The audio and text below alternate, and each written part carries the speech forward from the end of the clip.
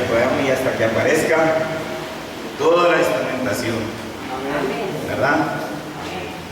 Aquí cantamos con los esfuerzos que el Señor nos ha dado, con lo que Él nos ha dado, le cantamos a Él, ¿verdad? Vamos a entrar en la palabra para la gloria del Señor. ¿Cómo es el tema del mensaje? Escuchar su voz. Escuchar su voz. Qué bueno es escuchar la voz de Él, ¿verdad?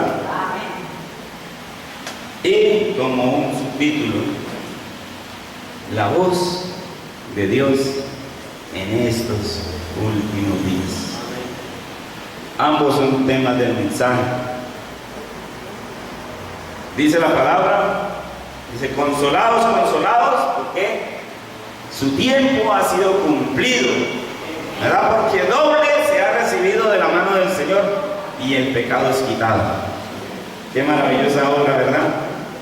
Qué bueno escuchar esa voz que es tan difícil escuchar, porque es que nosotros estamos acostumbrados a escuchar muchas voces, y eso es lo que queremos entonar hoy, solo escuchar la voz de Dios en estos últimos días, porque es que es como en los días de Samuel, la voz de Dios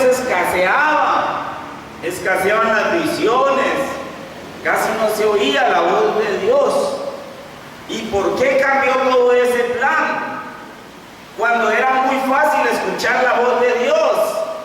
Nosotros vamos al principio, a Génesis, y vemos que la voz de Dios se paseaba en el medio del huerto a la hora de la tarde.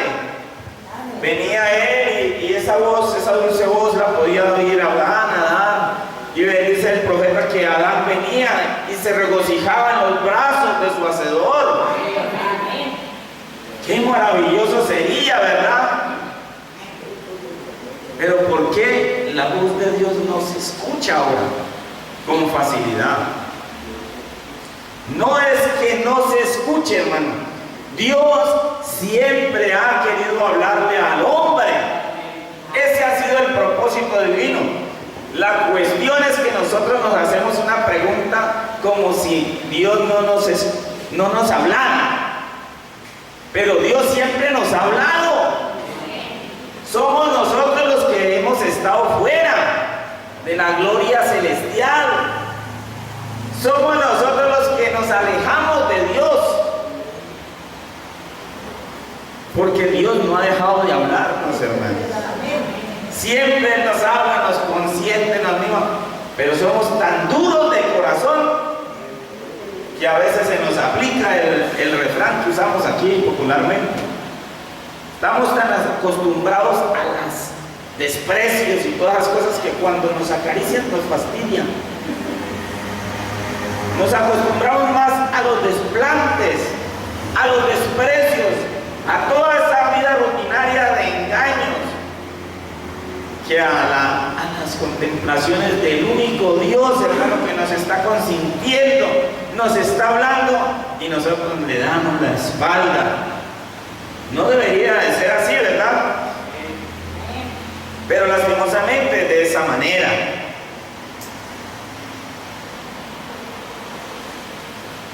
Dice el mensajero, sería un texto suficiente para que pudiéramos hablar aquí por un mes. Si pudiéramos sacar un contexto de este glorioso texto, pero en esta mañana solamente tenemos como 20 minutos para hablar de la palabra y vamos a hablar de la voz de Dios en estos últimos días. Es un tiempo muy sobresaliente y nos damos cuenta que estamos hablando de las escrituras donde dice que no había visión con frecuencia en los días de Samuel. Por tanto, en donde no hay visión, dice la Biblia, el pueblo perece. Donde no hay visión, el pueblo perece, ¿verdad? Nosotros debemos tener una visión y las visiones vienen a los profetas. Y es la palabra del Señor hablada a ella. Y nos damos cuenta aquí que Elí no era un profeta. Elí era un sacerdote, ¿verdad? Y ya era anciano y él había descuidado la obra del Señor. Él la había descuidado. descuidado. A tal grado descuidó tanto la obra del Señor que él ministraba y tenía hijos.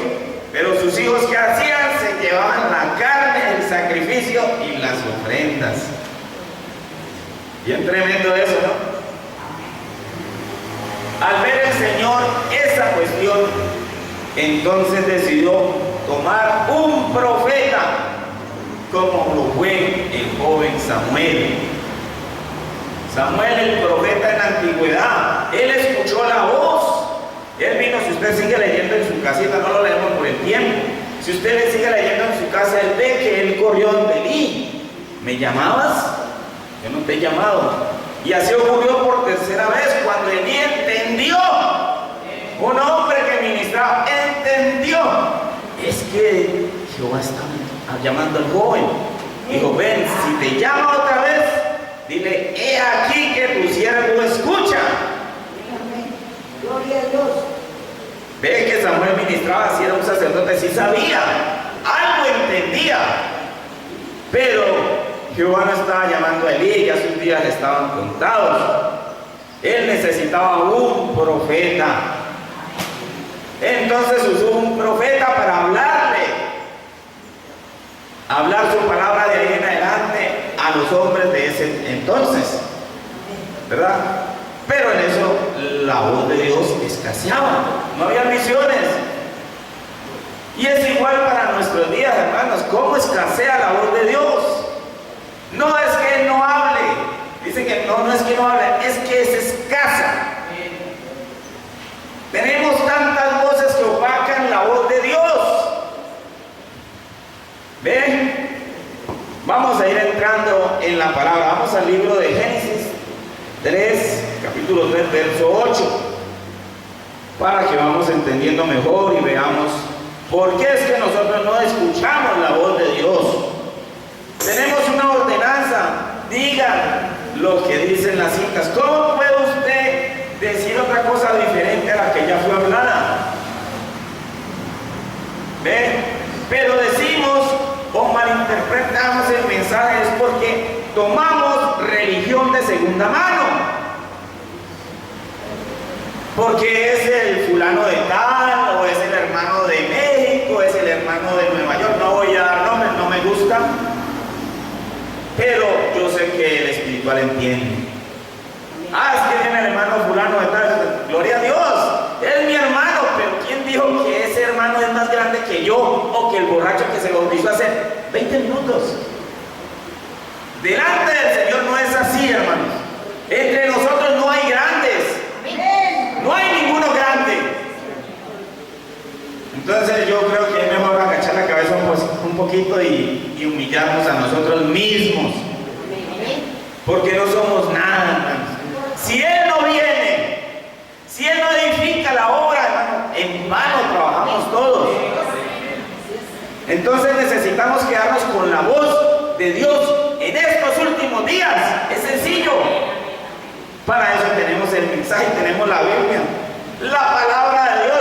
Cuando Dios nos habla, usted abre esta escritura y escucha la voz de Dios. Esa es la voz de Dios en letras. Pero preferimos abrir cualquier libro de historieta, ¿verdad? Los crucigramas. Por ahí yo lo oigo mucho en el trabajo, ¿no? Saúcos, ocos. Sopa de letras. No, es algo que ponen un poco de números. Sudoku, eso. Yo lo oigo con eso. Yo oigo un hermano también creyente del mensaje y es loco por el sudoku. Ayúdame con este que me... Lo tremendo, ¿no? ¿Por qué no sacamos un mensajito sin tiempo? Pues el que lo tiene, el que no, no.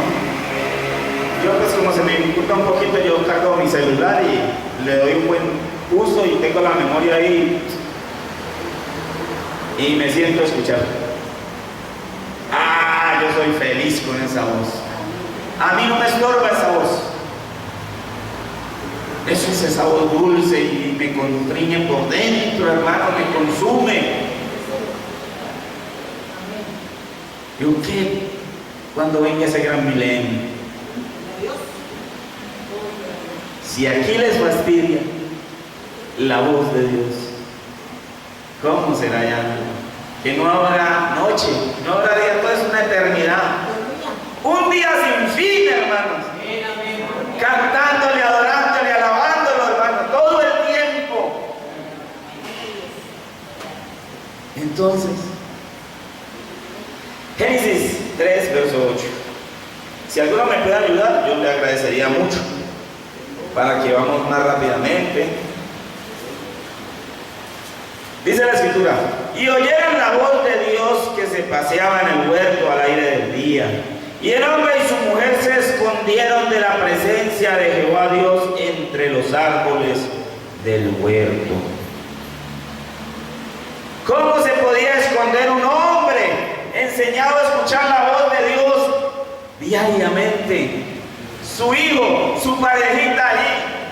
Pero en este evento, en este instante del capítulo 3, verso 8 de Génesis, ellos se escondieron al escuchar la voz de Dios.